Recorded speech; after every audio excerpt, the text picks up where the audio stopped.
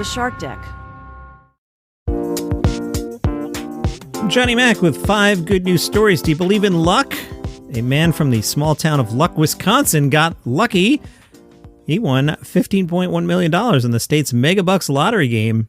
Mark Cunningham purchased his winning ticket at Wayne's Food Plus. He said dreams really do come true. He also won another $2 on another ticket. A small town in Alabama is honoring a man who paid off his neighbor's pharmacy bills for years and kept his generosity a secret until shortly before his recent death.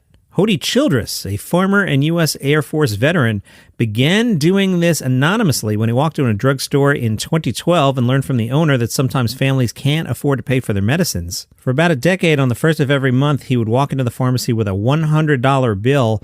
Now, if you want to keep the legacy going, you can donate directly to Geraldine Pharmacy. Google the Hody Childress Fund. Pretty cool that others are keeping this going. Childress had said, "Don't tell a soul where the money came from. If they ask, just tell them it's a blessing from the Lord."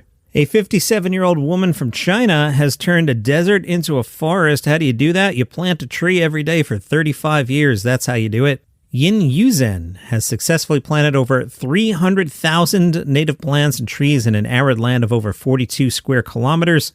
She said, "I would rather die of fatigue from fighting the sand than be bullied by the sand and wind." She wasn't always successful in the beginning. She sold her family's livestock and purchased 600 tree saplings to plant around her house, but only 12 survived. I've tried planting some trees in the backyard, and I don't know, I'm batting probably about 40% with them.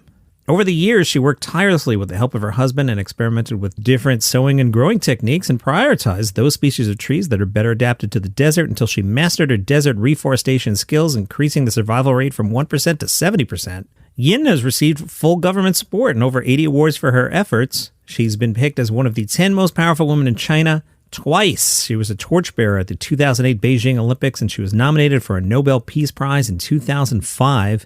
Good news if you're a squirrel living in Scotland. A recent survey of red squirrels in Scotland has revealed that efforts to increase their numbers have been successful. The Great Scottish Squirrel Survey, which, as you know, is conducted every October, found that 659 participants reported 255 gray squirrels and 510 red squirrels, more than triple the number reported in a typical week. Vanessa Fawcett from the Red Squirrel Survival Trust urged gardeners to help with the conservation efforts by feeding red squirrels and growing food that would benefit and supplement the existing food sources for red squirrels. The main threat facing red squirrels are urbanization, gray squirrels competing them for space, and squirrel pox. Hey, good news. You know that painting out in the shed with all the bird droppings on it that your wife wants you to throw out? Take a second look, because recently somebody went through this very thing. It turned out to be an early Van Dyke sketch. Alan B. Roberts stumbled across this thing and believed it to be a work by the Dutch master. He bought it for the excitement of the chase. He bought it for $600, which, isn't too bad for artwork found in a shed covered in bird droppings. A study of St. Jerome is one of only 2 known live model works completed by the Pantheoner Anthony Van Dyke.